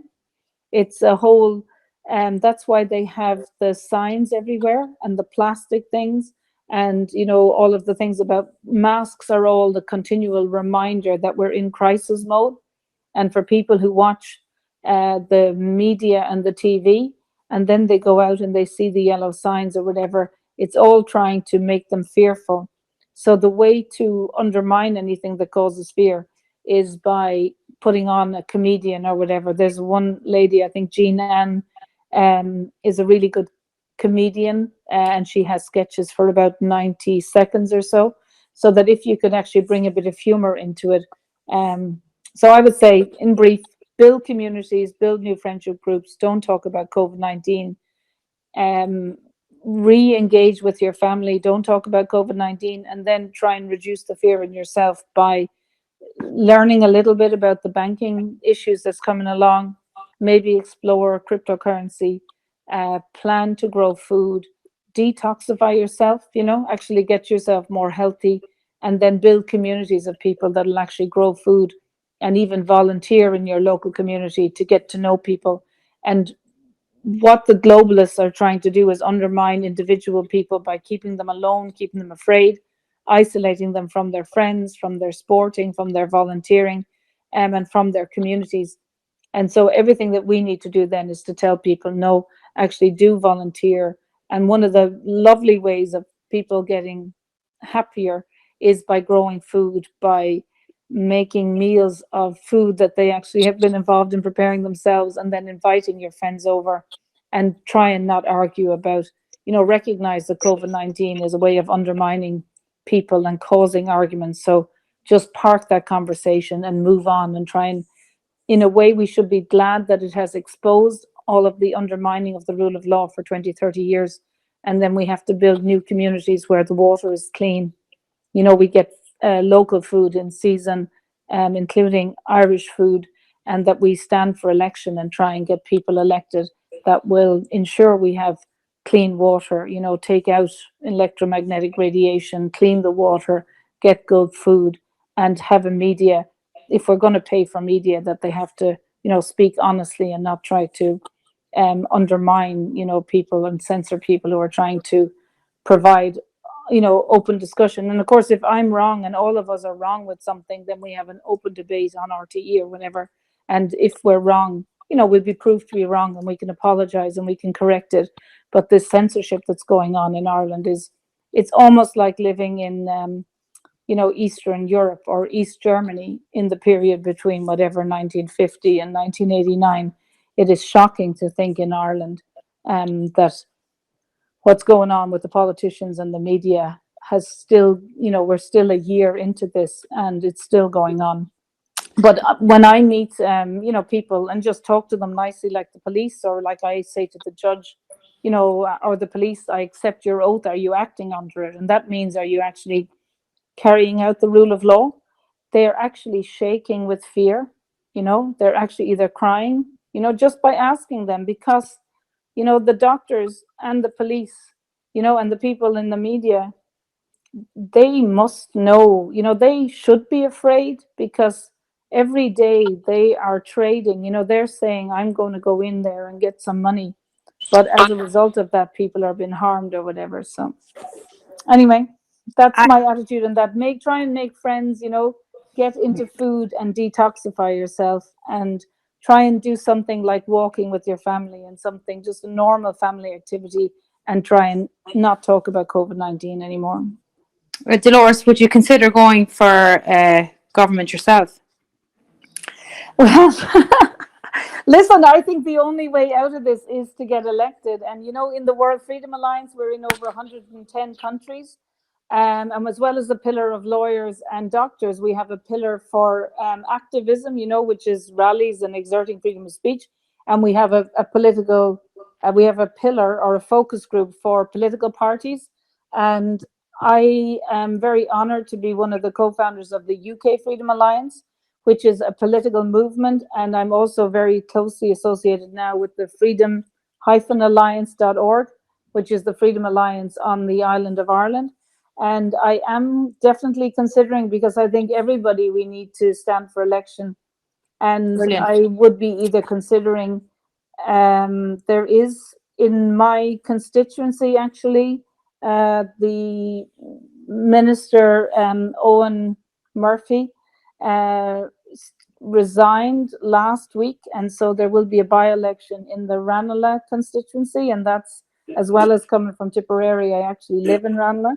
So that's something I'm considering. So I'd be very interested. It's a sign. It's a sign, Dolores. It's a sign. Well, it is a sign, and you wouldn't believe it, but I did actually ask for a sign, because my worker actually, you know, saying that when I exercised my rights on St. Patrick's Day, that they're saying that they had issues with that. And so that I, you know, under duress have had to retire from my job. So I'll have no money actually from, you know, the summer. So, but I don't know, I would like to maybe see if there was support if I did stand for election in Ranelagh, but I do think it is, but I've spent actually all of my money on COVID-19 or whatever, so I would have to see if there were people interested. But I probably would go as an independent if I was to stand, but I'm not going to announce it yet. It would be interesting to see if there is you've interest. huge support from this group, you know that, and nationally you're going to have huge support. So I think what I would have to do then, because a lot of the work I'm doing, I'm so busy, I haven't had time to build up a team. So I would be looking for people that would help me with, say, Canvas. And the Freedom Alliance movement for the island of Ireland, it's not a political party as such, but it's basically, you know, and it's one of the countries in the World Freedom Alliance. So I would be very honored as well to be associated with the Freedom Alliance. But because it's a movement and not a political party, I would be going as an independent. But I haven't announced it as yet. But thank you for asking that question. Yeah. It just popped into my head, Dolores. I'm not pushing it here, but I am. Can we take another couple of questions? I know you're in another sure. meeting. And maybe I should say as well, one of the things I think that we have to do is that there's a lot of small parties in Ireland and a lot of independents. And there are people like Mattie McGrath, who has been, you know, given a great voice, and many others. So part of kind of the Freedom Alliance or a movement is, I think that a lot of people maybe don't want to stand for election, you know, in if there is an election in a year or two, because they have been let down by political parties, you know, especially we've seen Fianna Fáil, Fine Gael and Sinn Féin have really gone, you know, got elected saying one thing, but not actually done it when they got into power. So I think what we also need to do is, there are a lot of small parties that we all need to work together. You know what I mean? That we all need to see that really we need to dedicate the next 5 or 10 years to uncover the lies that have been going on. But all of the small parties and independents and good people in the existing political parties need to come together, you know? And I'd love to be involved in doing that as a movement of kind of honesty and transparency, and to encourage like just mothers or grandmothers or even people in the care homes or 20-year-olds to say, you know what, you couldn't do it much worse than the people that have been in power for the last 20, 30 years. And that we would kind of together, everyone, I think like lots of people should be standing for local elections and for the general election to try and put pressure on the existing political parties. I was in touch when I was in London in October through an intermediary with the you know, the elected government there. And I was saying to them, you know, to give them like September, October, November, we as the doctors and scientists would work with them to row it back, to say a mistake was made, we'll make treatments available. But I think in Ireland, every single people in the Dáil, except for some exceptional 2 or 3 TDs, including Mattie McGrath, have really not done their duty to call this out and to hold people to account. and to try and stop the lockdown and challenge it. So I do think nearly every member of the Dáil has to go. I Yeah. think all of them have to go, and ordinary people, including business owners or the elderly in the care home or teenagers who have not got education that are just 18, 19, it should just be ordinary people standing. So if there was a movement for that across the board, and were to stand in a movement like the Freedom Alliance, where we would just come together on basic principles of clean water and access to Irish food locally, and to not be eating, imported food when our own food is exported, and just to, improve our education system and to prevent the vaccines going through the schools, absolutely get rid of, the HPV vaccine, and to inform the elderly that they don't need all these vaccines, that they can actually be much healthier through nutrition and detoxification. I think that's the kind of open discussion we should have, and that people genuinely have a reluctance because they've deliberately undermined the profession of being a politician. So that deliberately, so that people go, well, I wouldn't want to be a politician, or I wouldn't want to stand for election because they're all corrupt. But that actually suits the globalist agenda, because then ordinary people and business owners and the good teachers and doctors are not standing for election. So, but I think as well, the media, we really should be stopping the license, I think, or else if there is a license, it should go onto whatever radio platforms that are actually getting the listeners, and not have monopolies.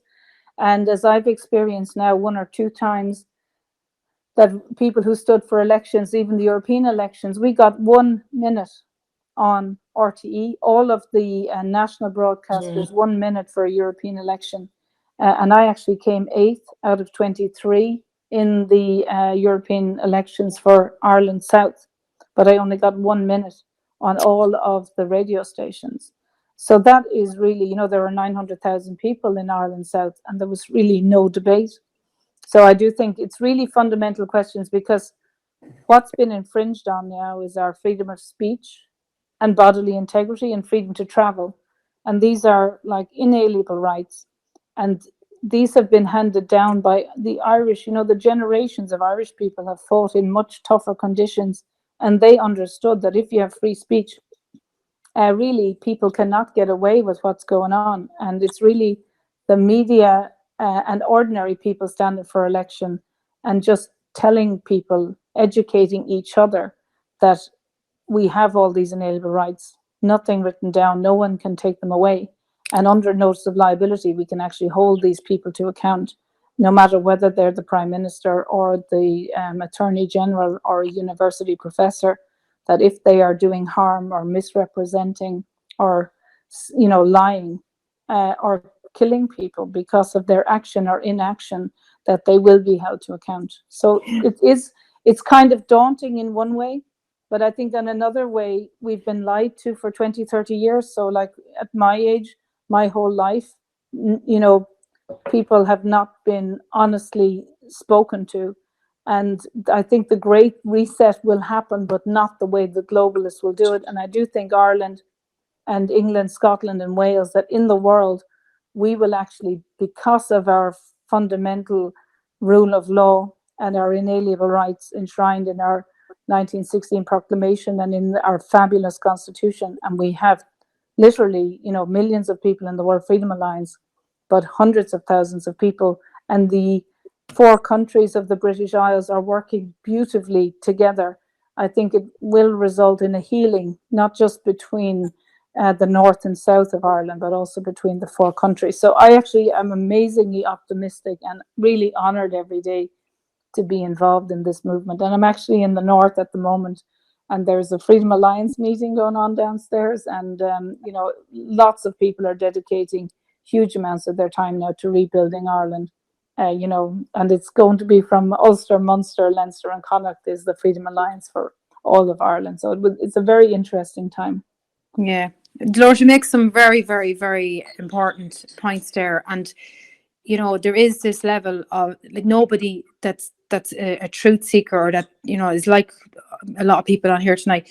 Nobody will go forward for election or any government positions because we know they're corrupt. and we don't operate like that. So I just think that somebody that's as well respected as you are, once somebody like that puts their name in the hat and moves forward with this, there's going to be a lot more people who will step forward as well. So it's fantastic. If you do decide that it's something you want to do, then it would be fantastic. Yeah, I mean, I think I would love to do it, but I'm so busy. Actually, I'm trying to write notice of liabilities, and to the Attorney General and the head of police, and then I'm trying to work on this Crimes Against Humanity initiative that's on, because really it's a huge burden to me. We're trying to stop the injection of the pregnant. If we can't stop this clinical trial that causes huge harm, that the National Immunization Advisory Committee recommended last week to inject pregnant women with this mRNA, and I am working night and day, and that's what the letter as well to prevent the green passport or vaccine, coerced vaccine or injection passport. And so I prefer, in a way, if I could stop the vaccine passport or the injection of pregnant women, because I see huge miscarriages and stillbirths happening. So I'm really focused on that rather than on getting elected. You know what I mean? I know. Just at the minute, yeah, because it's absolutely shocking. I know. Have we time for, can we take another question? Yeah, we will, and I'll be Brilliant. quicker with my answers because I'm sure. Okay. Yeah. Una. Sorry, Delores, interject just on the last point. Sorry, I founded this room. Just to let you know, if you do decide to run, keep us informed, because I'm sure thousands of backers in here, like you're saying, you're looking for a team. Oh, yeah. Well, listen, that's wonderful, PJ. Thank you. And I tell you what, I will come. And I'm not trying to be, you know what I mean? Oh, no. I'm not trying to be coy or anything. I just want to stop. Like, I'm thinking of injuncting, around.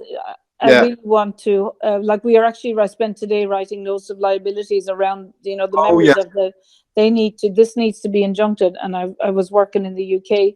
So, I mean, if we can stop the injection of the pregnancy, and I think the 9th of June is the injection, the coerced injection in order to travel or return to Ireland, that then after that, you know what I mean, then I would be honoured and then I'll come back. But I don't want to focus on the election. Yeah. Whatever you decide, just to let you know, we're here. That's all I was saying. Listen, that's really good to know. All right, thank you then. I definitely, if I'm going to do it, if I can get the pregnant thing stopped, and if we can stop if people write to the 13 members of Ireland, to stop the these coerced injection, that they all vote against it. Because I'm saying whoever votes for your Irish elected members of the European Parliament, that definitely we have to have a campaign to run against them, that they will not get elected in 2 years' time. Yeah. Do you know what I mean? That we need to be strategic. Yeah. And then I will gladly consider running if I can get those two. And thank you for your offer, PJ. No. I'm sure there's hundreds on here. I just wanted to. I'm not asking you to make a decision. I just wanted you have the full back to this room. To be honest, I say as well that everyone listening here, that they can consider running too. That we support each other, because in a way, if you're in your 20s, you could run, or if you're in the care homes, listen to this, and you're 90 years old or 85 years old. You know what I mean? What we need to do, in a way, is that people have very rich lives, right? And we can't all be perfect and just say, oh, well, if your life is perfect and you haven't said something on social media, only those people can stand for election. I think we really need to take a good hard look at everything in Ireland, and that ordinary people, if you're a grandmother, if you're a 21-year-old and you failed your exams, but you want to stand for election anyway, that we should be empowering all people in Ireland, because the globalists it only works if they can select who runs. And then we really, actually, I would love to do a campaign to look at the electoral register. And there are ways like Count My Vote, where ordinary people in communities and in streets can actually register on this system and then check the voting. And another thing, if I'm standing for election, is I think we should have a campaign that the lights, wherever the ballots are, when they're brought into where the counting is, like in every other country, that the ballot centers are monitored with TV cameras. The police can be there, but like 100 or 200 people, everybody is there, and the ballot boxes are not removed anywhere overnight by anyone. And we need to look at the electoral register, and there's significant issues with people that are no longer alive and their votes is there.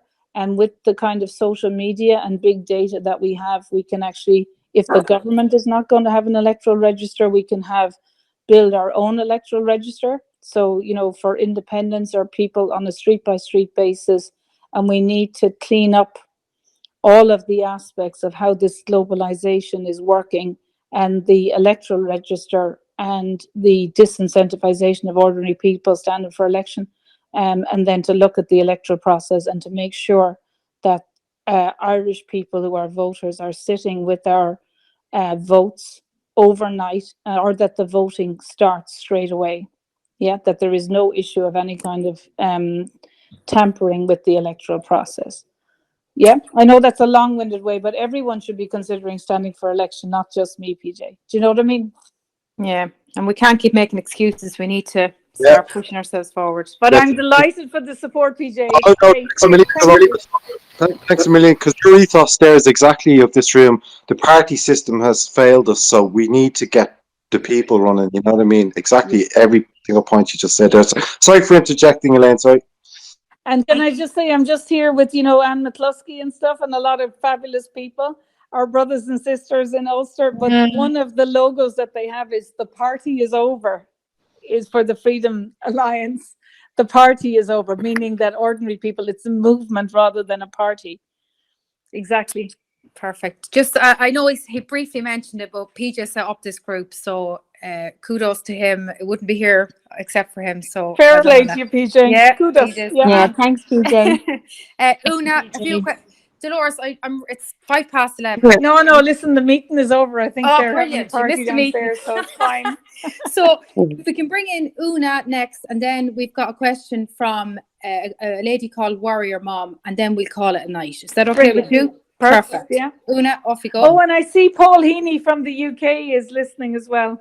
Who's maybe we could ask him as the last question before. Is that absolutely okay? no problem? Yeah, perfect. So Una, you're up. Thanks, Elaine. Hi, Delores. It's Una Hi. Williams here. Brilliant. We've met and spoke on the phone. Yeah, lovely to hear from you again, Una. Great. Yeah, thanks. You know, my daughter Hannah was one of the girls who was badly damaged by the HIV vaccine, and one of my concerns is that you know, they're obviously putting pressure on young people and, you know, people in starting careers to get the vaccine.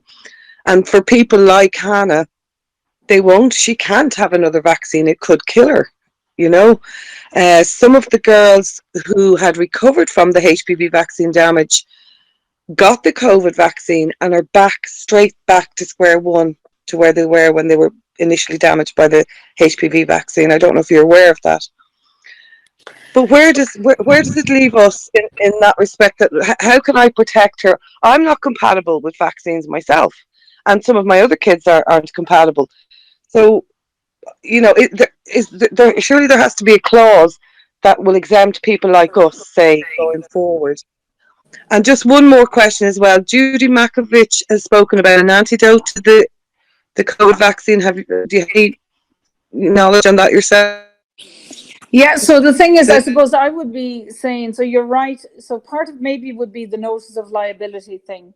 And, you know, when I'm retired in the summer, my hope is that maybe I could be in that little location that people might know in the Midlands, like on Friday all day or Friday evening, to gather groups together so that people can help each other. So part of the notice of liability is for everyone to realize that to defend your rights is quite simple. You have freedom of speech, bodily integrity, freedom of travel, that you have to defend them yourself, and your daughter needs to learn to defend her own rights. And that just means saying, no, you don't have to, you know, no, I am not taking a vaccine. No, I'm not taking a PCR test, and have the notice of liability. If anyone's forcing you, you say to them, you know, the notice of liability can say this is coercion, or this is a crime, or Nuremberg, or whatever. So that's part of the thing that we need to just push back. And what I'm trying to do in the bigger picture is to say, in fact, we should not be in a position where they are coercing people to say, to keep your job, to be a student nurse, you know, to go to university. And the reason is we need to frame it because the courts and the police are not upholding the rule of law, right? That I can, because I have asked one police officer or one person dressed as a police, when I asked them, out of the, I mean, maybe hundreds of police that I've engaged with, are there, when you ask them, are you acting under oath? They don't answer. And that means, are you going to uphold the law when you're engaging with someone dressed as a police officer? So that means you actually can just walk on, because they're not a police officer. The same as the judge, when I asked her 3 times, she wouldn't answer if she was acting under her oath, and she wouldn't give her name, right, in a court dressed up as a judge. So I think what young people and everyone needs to know is the rule of law is being undermined. And why it affects your daughter is that is actually unlawful. If someone is trying to coerce her to take an injection, and your daughter hasn't been educated, neither has hardly anyone in Ireland, so that you don't try and say, well, as if your daughter is an isolated case. We have to just push back and go, coercing people into taking an mRNA into a clinical trial is unlawful and criminal. And if the people dressed up as police and the people being paid and dressed up as judges are not upholding the rule of law, then ordinary people need to stand for election, and we need to have a transition process. Because what I've said to the police and the judges, in interviews and to their faces, we do not pay our taxes for you to dress up in a uniform and not uphold the rule of law, and not actually look into deaths being caused by these mRNA, right? Actual crime causing serious harm and injury to people like your daughter, adverse events and death. And they're going around criminalizing people lawfully engaged in peaceful assembly and exerting their rights of freedom of speech. So they're making criminals out of people who are engaged in lawful activity, including their, exercising their inalienable rights and freedoms of free speech. And there's one care home where 26 people out of 51 were injected and died within 5 weeks. 19 people died within 2 weeks, when there hadn't been one death in the previous 5 weeks. On average was 2 deaths a year. And you have 19 deaths in 2 weeks, and the police, there's not a huge investigation.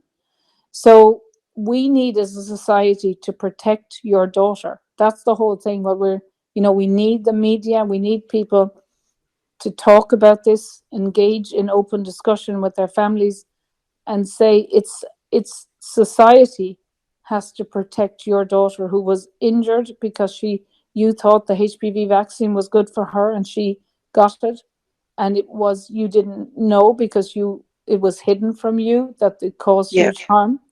And so it's not your daughter on her own. It's all of us as a society have to come together, and we have to protect the pregnant women, and we have to protect the people in the care homes from the deception and lies and criminal and unlawful behavior from the members of the police force, and I would say the doctors and the judges and the people in the media and the politicians that are colluding together in covering up the truth.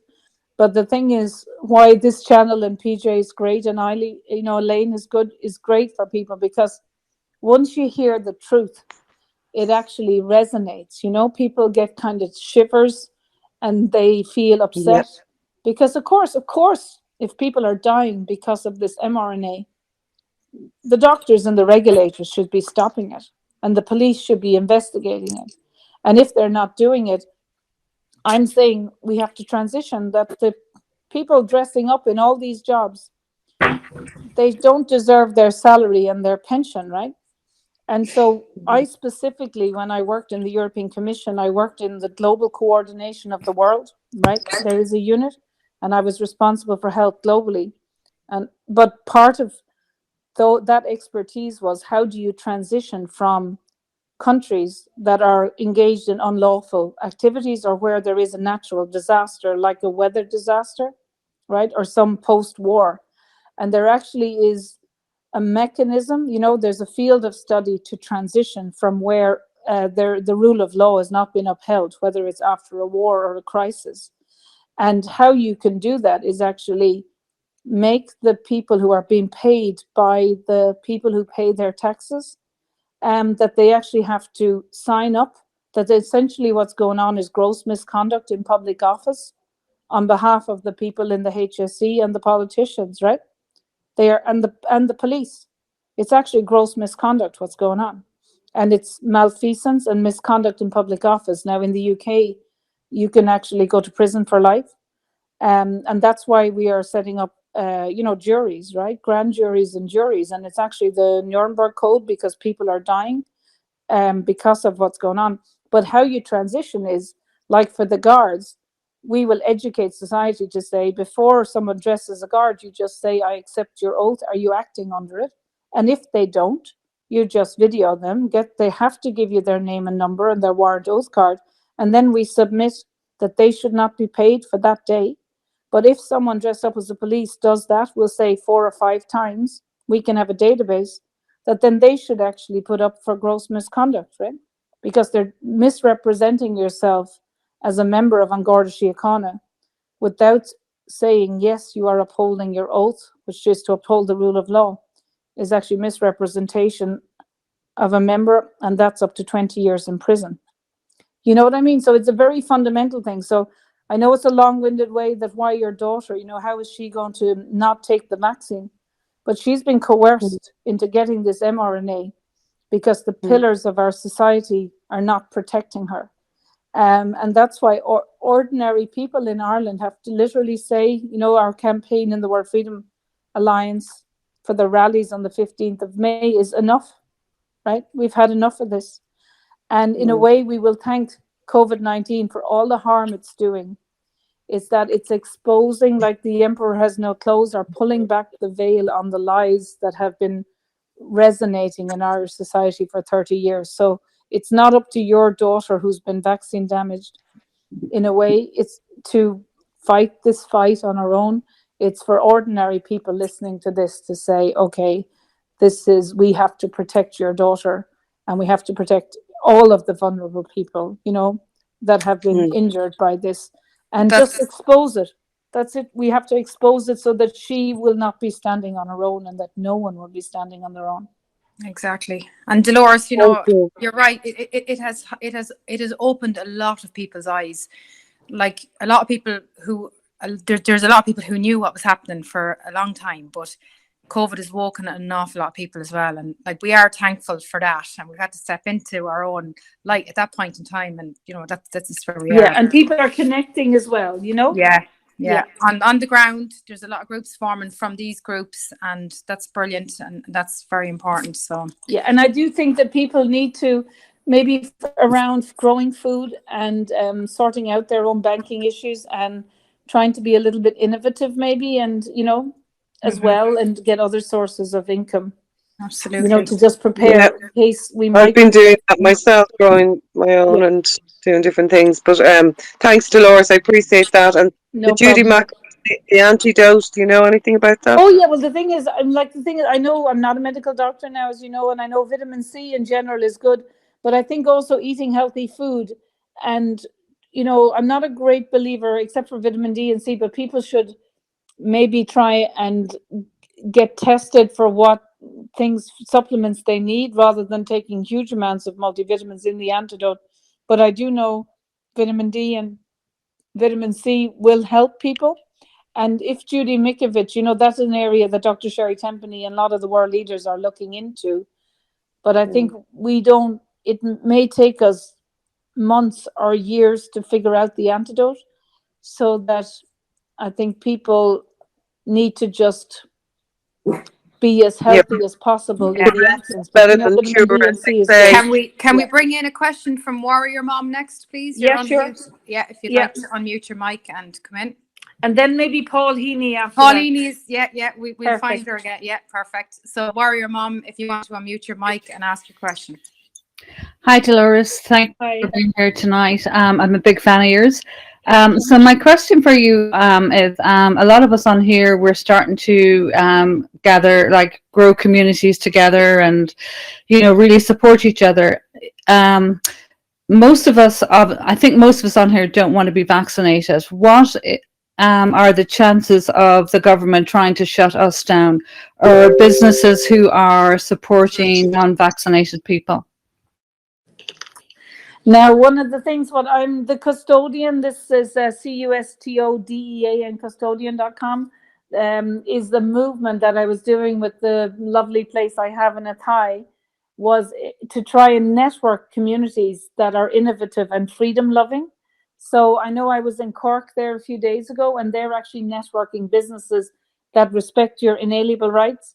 So I suppose what if you have a directory, we'll say, of people. So I would say that we are people who are respecting people's inalienable rights of bodily integrity. So we're not going to force them to do a mask or testing or whatever. That if you were to come up with a directory, that what I'm saying is I would drive the extra mile to go to a shop that protected my rights not to wear a mask. You know what I mean? So really what we need to do is have a directory initially. This is a transition period where we might only be 1 in 10 businesses.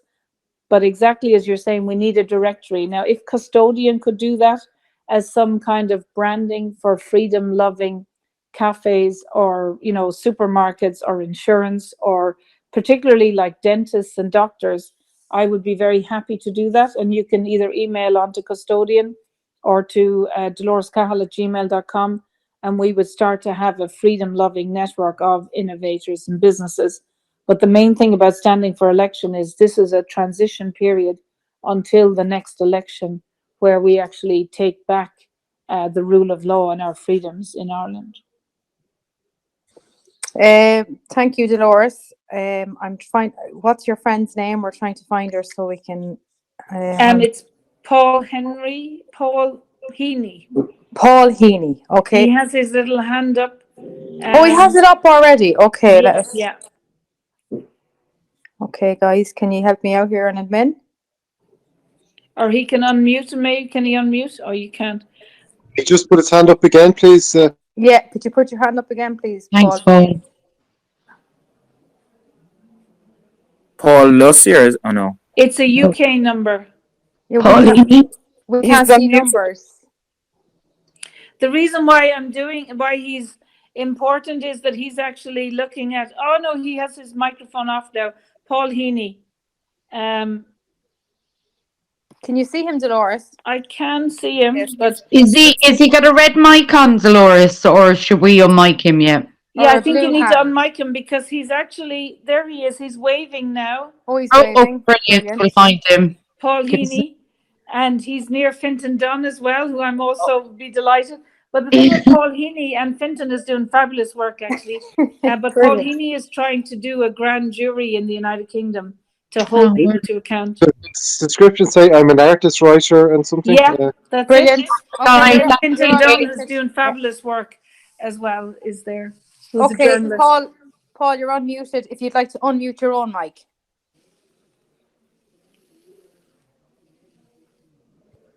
Are we there? Hi, We're here. Paul. Hi, Delores. Thank you, Elaine, PJ. And Delores, for president, please. And, you know, I'm trying to rope Delores into all sorts of things, but I'm also conscious that she's got so much to do. We have to protect her as well, for her own sake. Well, it's fabulous working with you, Paul. And maybe, Paul, instead of you asking me a question, if you wanted to maybe tell people in this lovely chat what you're doing in the UK. Yeah, very briefly. I'm realizing that it's pretty late, but I've got some very good news. First of all, I set up, as Dolores knows, the People's Forum. And if anyone wants to go to it, there's a few People's Forums. So mine is on Instagram. It's _People's Forum. But I've got great news. So, you know, I know Anna de Bursera, a friend of mine, I spoke to her today. Yeah, we had a call on the UK Freedom Alliance that was recorded Fantastic. today. So you'll know that she won the case today. I do. I was in touch with her today. Yeah. So this is along with Simone Parrott, who's also a member, as you are, of the People's Forum. So this is fantastic news. This was actually about holding the government to account about the masks, the children wearing masks in schools. So the main point was that the government didn't do a proper health and safety risk assessment. And that was the main point. There were other points about the many health points about the masks, but the main point was health and safety risk assessment. It didn't do a proper one. So and I think that's significant for Irish people to just going to be say the aware same, of yeah. that, yeah. Absolutely. So I think that if we can learn from Anna and Simone and the rest of the team, and especially with to do with these sort of psychological effects on the children as well, there were other experts in the team, and we can apply that to Ireland and anywhere else. So if we can connect to you two, I know you spoke to anyway, then Oh we've yeah, got I'm a in have a touch with chance her, here. and she's also taking the big, potentially a case for crimes against humanity to The Hague, and I'm supporting her in that as well.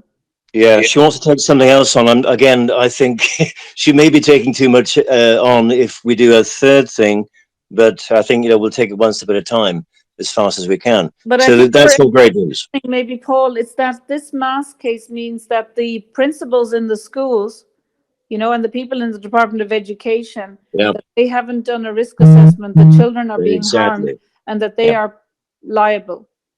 Yeah. The So schools we are have to liable, make the it teachers are personal. This is liable, what the we're looking at principals are doing. liable. So Absolutely. this is We have to. applicable for Ireland as well. And I think if we can get the masks out, as our employers and everyone, there was an independent assessment of the harm of the masks that was uncontested in the court, and the harm is significant, including potentially causing pulmonary fibrosis to the children, which it says Yeah. in this report will cause them harm for years, and there is no treatment in the medical community. So Yeah. this is something that all parents should be aware of, and that they can just, write to their teachers and principals to say, take these masks out, and to the Minister for Education and the Prime Exactly. Minister. There's also another very interesting idea I have. It's a significant win. Yeah, well, I've actually just taken possession of a little 1,000 times magnifying device. Now, what I'm suggesting people do is get hold of these things. They can connect your mobile phone, your laptop, take this in front of your families or friends. I mean, I say I don't talk about COVID with family. I want to keep that strength. But if you want to I show don't know anyone, if Elaine, you want to ask anybody else in? Well, if you would like Fintan Dunn to say hi. I would love Fintan, because he's been doing so. Rather than him asking me a question, Fintan, if you want to update everybody as well. Yeah. Thanks, Delores. Thanks very much, Delores. It's great to speak with you, Delores. Brilliant. It's been so long, I and know, I've missed you. we've been battling in separate trenches. Is all it is, and we're just putting our heads up for some air. Yeah. But well, obviously, I set up informedconsent.ie, which I hope could be a public face of what is a public service initiative to make sure that we have those rights, not just to consent, but to know, which is part of our human rights, the right to both impart and receive information. So that's been a focus of my work, and I'm continuing to support the work that you and others are doing and the European networks. That's enough about me. I am a professional journalist, though, so I will have to now start going pro-journalist on you in a way, Delores, and just say to you that as a resident of Ranelagh, as someone to whom this potential opportunity of an independent run in the constituency, which has been so fortuitously vacated by our enemy, perhaps you would deeply consider the possibility of a run, and I'll tell you why. Because they can't stop you from canvassing. It's home turf. So no matter what lockdown is in place, you'll still be able to go out and request the assistance of voters from a respectful distance, I'm sure. But also, it's an opportunity for us to give voice to this resistance in an electoral process, which, regardless of whether we win or not, we will make our mark upon the voting record, and people can extrapolate your support to the rest of the country, I think. So it is perhaps a historic opportunity. I grew up not far away from you in Ranelagh, Delores, and maybe you would consider making my dreams on Sanford Road come true by running for us all. Oh, thank you. Listen, Fintan, listen, I would be, I don't want to say anything now, but I would be honored to run. But I admire everything that you're doing, Fintan, and I actually must call over to see you, because we set up, I totally support what you're doing in informed consent. and you were way ahead of the curve. And I know you've been working for years around abuses, including in, for children and care homes. So I suppose, I would be very honored to run, but I just want to put my focus on the stopping the vaccines for pregnant women. It depends when the writ is moved. But yeah, I mean, I don't want to announce it now, but I probably feel I have a duty to run, and I would want to run, but I just don't want to distract it from stopping the vaccination for pregnant women if I can, and the vaccine passports just in the next few weeks. Is that okay, Fintan? If he's there. Delores, you've been absolutely brilliant. No, it's like it's been 2 hours, and it's just been a complete pleasure to have you on. Oh, thank you. And on behalf of myself and all the admins, like, we're so grateful. Maybe in a couple of months you might come back to us. It would be fantastic. And listen, Elaine, I will, because if we push back on the vaccine for the, for pregnant women, or, the green passports, and then maybe if I do, I would, I feel it is my duty. I do want to run. I would like to run, but I just don't want to take off the focus just in the next couple of weeks. But if I do run, maybe I'd love to come back and talk to everybody and let you know when I run or whatever. If I but make that even decision. if you don't run, if you just come back and talk to us, Brilliant. It's been absolutely brilliant. Great. And like you said earlier, you're a light. Oh, thank you. And then it's if I can, just because I was never on social media before this, is just I've started up the Telegram channel, Delores Cahill. And also there is, I will be putting up on that Telegram channel, there's an app that's going to be a free speech thing for Make Change Happen. Brilliant. And I would like to support as well everything that Fintan Dunn is doing around informedconsent.ie.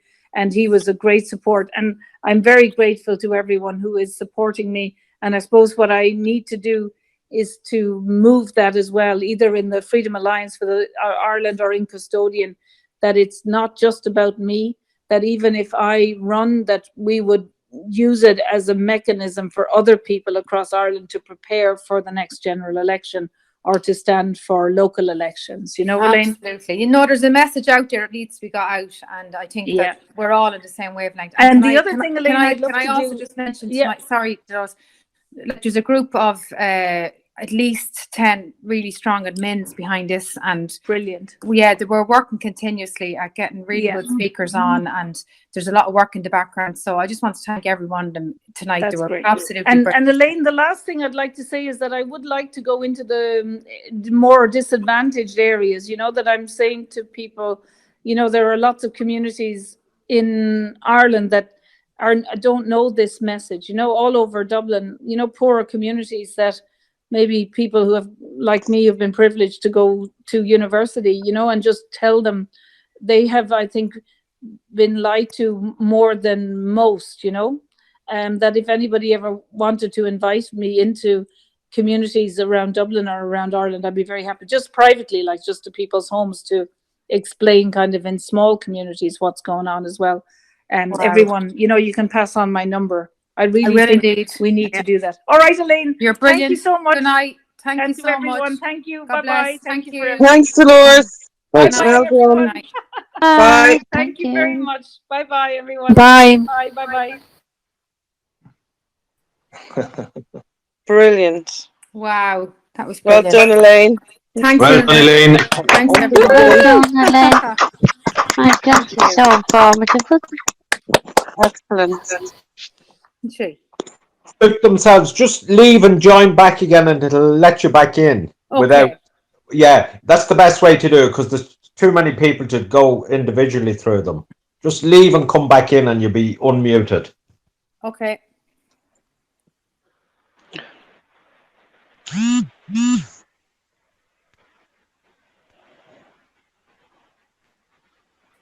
My hand is sore from taking notes. That's great. It's just brightened up the whole thing for me. Just renewed strength and hope going forward. I think she's a clone. She must have like 10 of herself working on all these different initiatives. Yeah. It's just absolutely fantastic. Yeah, that was amazing. Mm.